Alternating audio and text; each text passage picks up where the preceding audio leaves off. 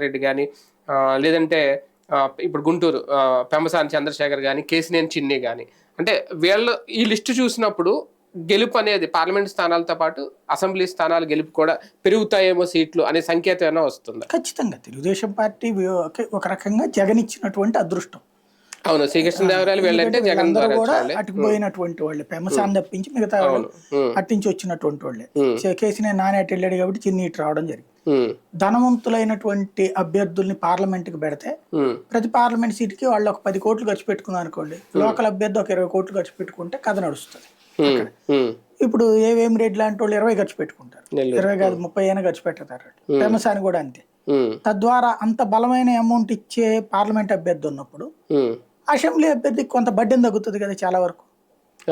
Assembly అభ్యర్థి ఓట్లు తెచ్చి పెడితే చాలు, ఖర్చు పార్లమెంట్ అభ్యర్థులు తెచ్చి పెట్టడానికి వీలుంటది.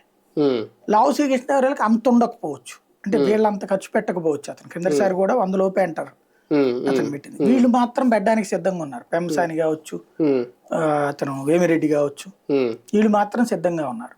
కేసినేని చిన్ని కావచ్చు. అంటే సీరియస్ ఎఫర్ట్ పెట్టినట్టు అనిపిస్తుంది. ఇక్కడ నుంచి బెల్ట్ చూసుకుంటే నెల్లూరు, గుంటూరు, విజయవాడ ఇలా చూసుకుంటే గనక బలమైన అభ్యర్థులే ఉన్నారు. కూడా బలమైన అభ్యర్థులు పెట్టినట్టే, చాలా రోజులు సక్సెస్ఫుల్ గా చేసినట్టే.